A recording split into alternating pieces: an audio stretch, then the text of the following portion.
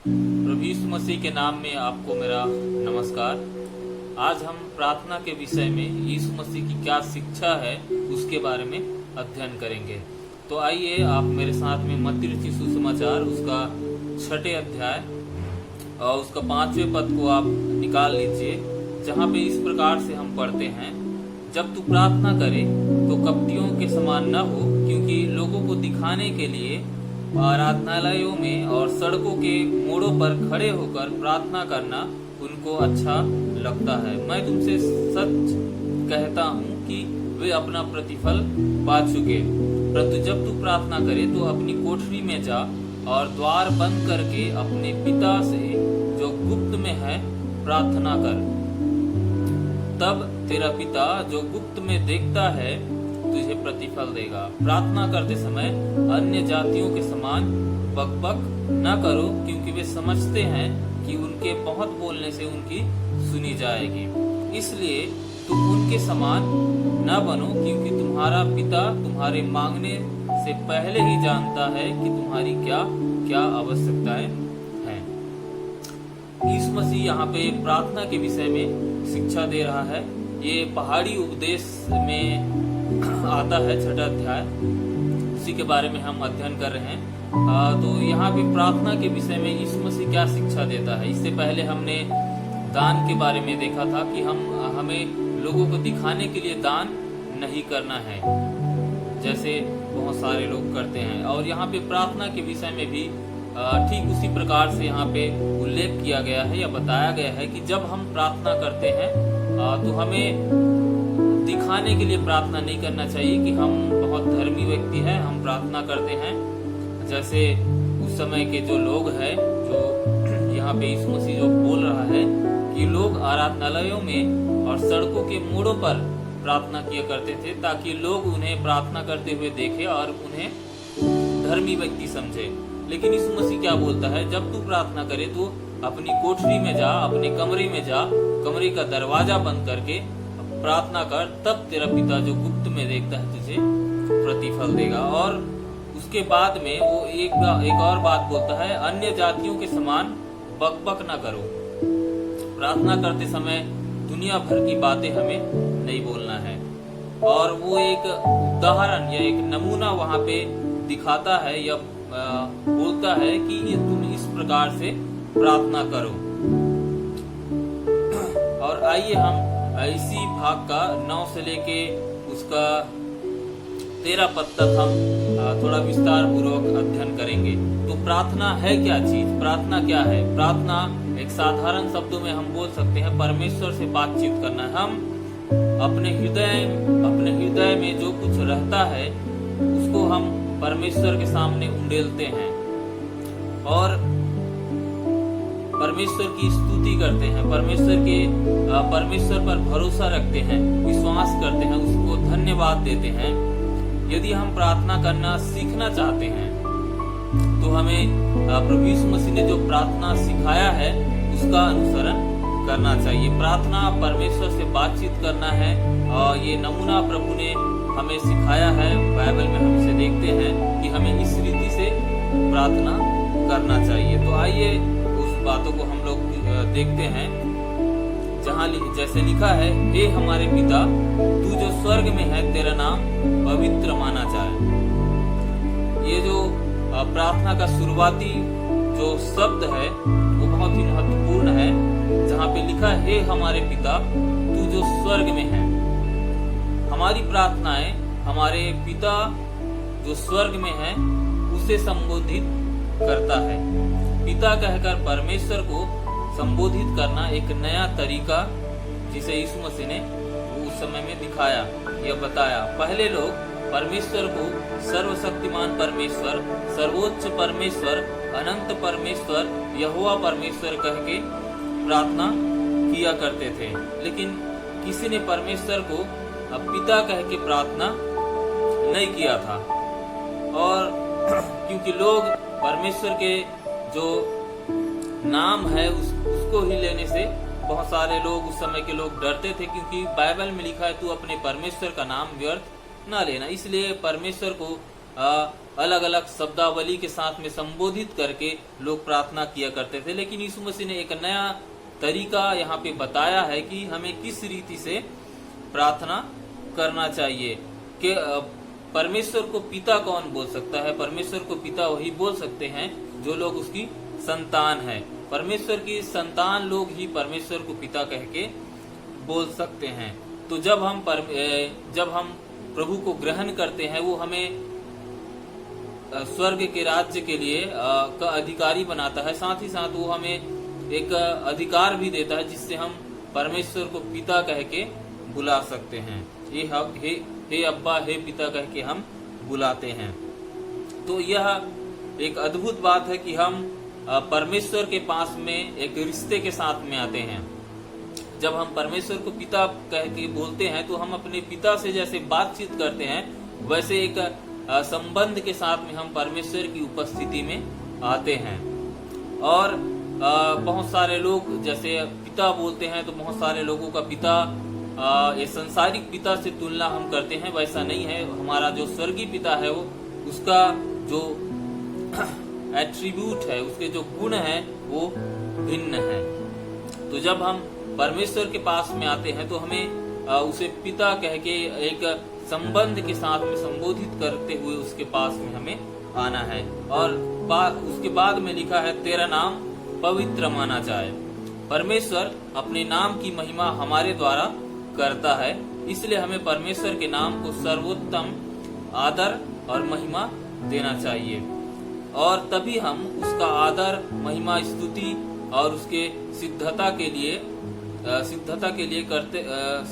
लिए उसके पास में मतलब आ सकते हैं। उसकी स्तुति करते हुए उसके पास में आ सकते हैं। हमारी प्रार्थना का मकसद परमेश्वर को महिमा देना होना चाहिए। उसके बाद में है, तेरा राज्य आए। इस पृथ्वी पर दो राज्य है, एक तो परमेश्वर का राज्य है और दूसरा शैतान का राज्य है। हम जानते हैं कि राज्य, पराक्रम और महिमा सदा परमेश्वर का है। और हम न केवल अपने जीवन पर, हमारे परिवार पर और सभी लोगों के जीवन में परमेश्वर का राज्य आए, यही हम चाहते हैं, ताकि वह सबों के जीवन में परमेश्वर राज्य कर सके। और हम जानते हैं कि परमेश्वर का राज्य है अभी तक पूरे तरीके से नहीं आया है। जैसे हम देखते हैं बाइबल में यूहन्ना रचित सुसमाचार उसका 12 अध्याय का 31 पद में, 16 अध्याय का 11 पद में कि इस संसार का जो सरदार है बहुत सारे लोगों को अब भी अपने कब्जे में, अब भी अपने चंगुल में वो रखा है और हमें उन्हें भी आजाद करना है। इसलिए हमें इस प्रकार से प्रार्थना करना चाहिए कि उसका राज्य आए और भी बहुत सारे लोग परमेश्वर को जाने, परमेश्वर से प्रार्थना करें और जो शैतान के चंगुल में फंसे हुए जो लोग हैं वो छुड़ाए जाए। उसके बाद में हम देखते हैं, तेरी इच्छा जैसे स्वर्ग में पूरी होती है वैसे ही पृथ्वी पर भी हो। सही सही प्रार्थना करने के लिए हमें परमेश्वर के इच्छा को भी जानने की जरूरत है। उसकी इच्छा को जानने के लिए हमको उसकी इच्छा को खोजना चाहिए, क्योंकि जब हम उसे ढूंढते हैं, उसकी इच्छा को हम जब ढूंढते हैं तो हम उसे पाते हैं। लेकिन कई बार ऐसा होता है, जैसे याकूब की पत्री उसका 4 अध्याय का 3 पद में हम इस प्रकार से पढ़ते हैं, तुम मांगते हो और पाते नहीं क्योंकि बुरी इच्छा से मांगते हो ताकि अपने भोग विलास में उड़ा दो। तो यदि हम बुरी इच्छा के साथ में परमेश्वर के पास में आते हैं, अपने मन में कई प्रकार की बातें लिए हुए, बुरी बातों को लिए हुए हम यदि परमेश्वर की उपस्थिति में आते हैं तो परमेश्वर हमारा नहीं सुनेगा, क्योंकि हम बुरी इच्छा से मांगते हैं। जब आप परमेश्वर की इच्छा पूरी हो या बोलते हैं तो आप जो परमेश्वर आपके जीवन के द्वारा चाहता है वो पूरा हो, इस प्रकार से आप बोलते हैं और धीरज से परमेश्वर की बाट जो होते हैं, परमेश्वर का इंतजार करते हैं और परमेश्वर की इच्छा के अनुसार से प्रार्थना करना है। तो परमेश्वर की इच्छा क्या है उसे हम कैसे जाने? तो आइए कुछ बातों को हम परमेश्वर की इच्छा को कैसे जाने उसके बारे में देखते हैं। सबसे पहला हम बाइबल पढ़ के या बाइबल का अध्ययन करके परमेश्वर के वचनों के द्वारा हम परमेश्वर की इच्छा को जान सकते हैं। दूसरा जो बात है, परमेश्वर कई बार दरवाजा को खोलता है और बंद भी करता है। उसका मतलब यह है कि परमेश्वर जहां हमें ले जाना चाहता है वहीं हमें ले जाता है, या परिस्थिति के अनुसार से हम परमेश्वर की इच्छा को हम जान सकते हैं। और भी हम देखते हैं, वह हमारे हृदय में उस विषय को रखता है। जब हम प्रार्थना करने बैठते हैं तो परमेश्वर अपने जो इच्छा है वो हमारे पास में, हमारे हृदय में वो रखता है, ताकि हम अपने हृदय में जो वो रखा है कि इसके लिए प्रार्थना करो, तो हम उसके लिए भी प्रार्थना कर सकते हैं। चौथा है पवित्र आत्मा की प्रेरणा से। पवित्र आत्मा हमें प्रेरित करता है। जब हम दुर्बल हो जाते हैं, जब हम कमजोर हो जाते हैं, हम प्रार्थना करने के लिए इच्छा नहीं रखते हैं, उस समय में भी पवित्र आत्मा हमारी सहायता मदद करता है और प्रेरणा देता है कि हम अच्छे से प्रार्थना कर सके। और परमेश्वर की शांति की अनुभूति और उस संबंधित विषय के लिए, जिस विषय के लिए हम प्रार्थना करते हैं, उस विषय के लिए जब हम प्रार्थना कर रहे हैं तो हमें असीम शांति होता है।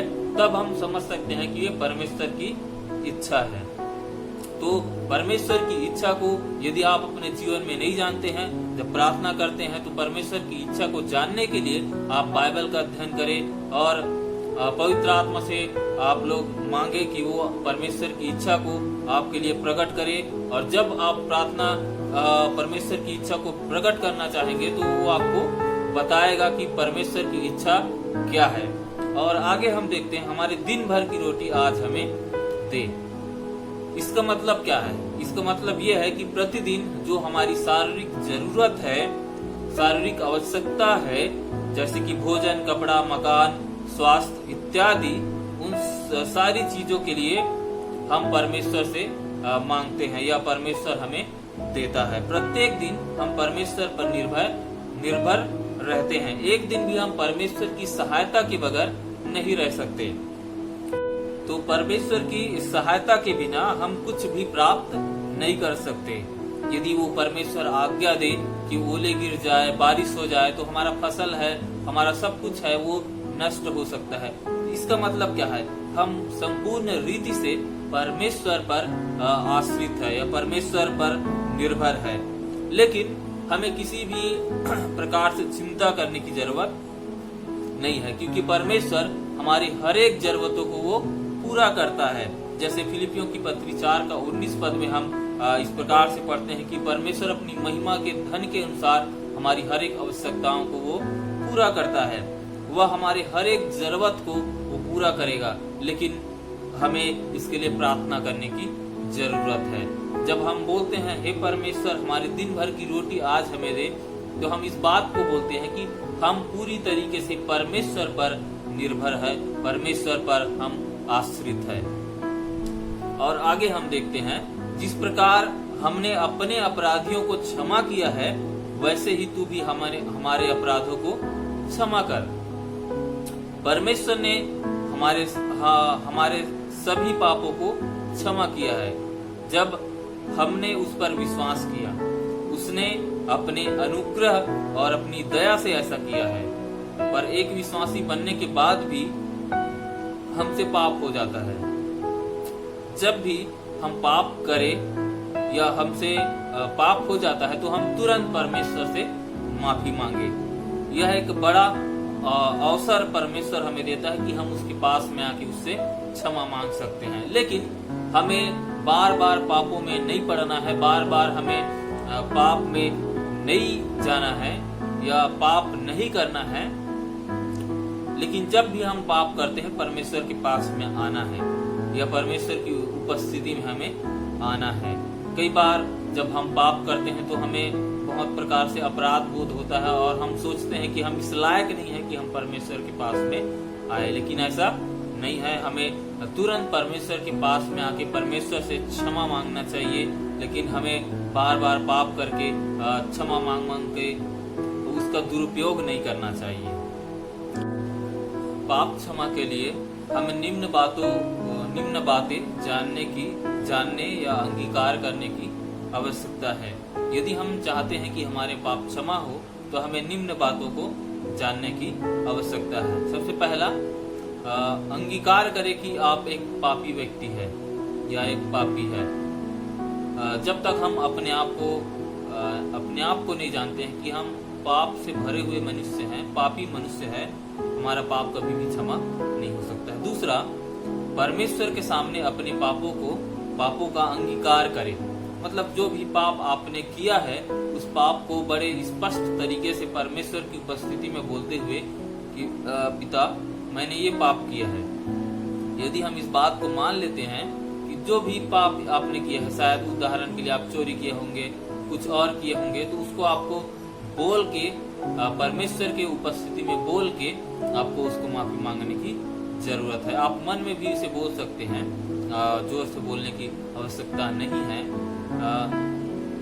तो नाम लेकर आपको अपने पाप को मानना पड़ेगा कि मैंने इस प्रकार का पाप किया है। तीसरा है, विश्वास करें। मानने के बाद में आपको विश्वास करें कि आपके पाप क्षमा हुए। चौथा है, विश्वास करें कि आप सभी अपराधों से शुद्ध हो गए हैं। मतलब जो कुछ भी आप पाप किए हैं, आप जब क्षमा मांगे तो आप, परमेश्वर ने आपको सब चीजों से शुद्ध कर दिया है, आपके पाप को क्षमा कर दिया है। जो पांचवा है, जो आपके आदतन पाप है, जो आप बार बार करते हैं, उस पर आपको विजय प्राप्त करने की जरूरत है। जिसे हम हैबिचुअल सिन भी बोलते हैं। जो पाप जो हमसे बार बार होता है, ना चाहकर भी जो पाप हम करते हैं, उसे हैबिचुअल सिन या आदतन पाप बोलते हैं। उस पाप से भी हमें छुटकारा पाने की आवश्यकता है। कई बार हम अपने पूरा ताकत झोंक देते हैं, लेकिन उस पर हम जयवंत नहीं होते, विजय प्राप्त नहीं करते। लेकिन उस समय में, उस परिस्थिति में हमें परमेश्वर पर विश्वास रखना है, परमेश्वर पर भरोसा रखना है कि परमेश्वर हमारे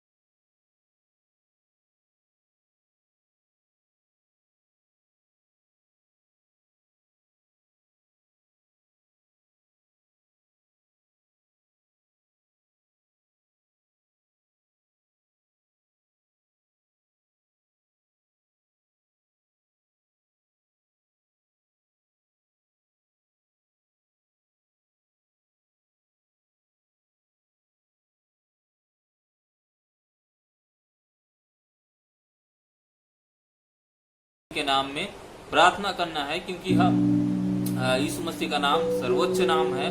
और यीशु मसीह ने कहा यदि तुम मेरे नाम से कुछ मांगोगे तो पिता उसे करेगा। तो आज हमने प्रार्थना के विषय में देखा कि यीशु मसीह प्रार्थना के विषय में क्या शिक्षा देता है। इसको हमें अच्छे से समझना है। आप भी प्रार्थना करें और इस बातों को आप सीखें। तो प्रभु जो अध्ययन है उसके द्वारा आप सबको बहुतायत की आशीष दे। सबको